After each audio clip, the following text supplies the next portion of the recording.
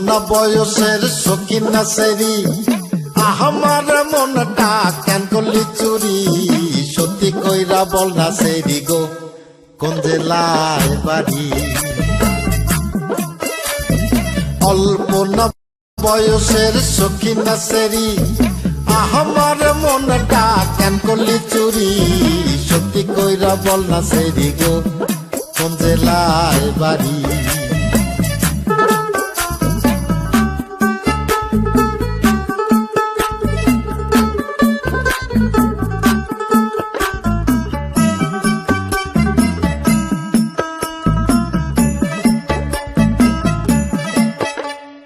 বাড়ি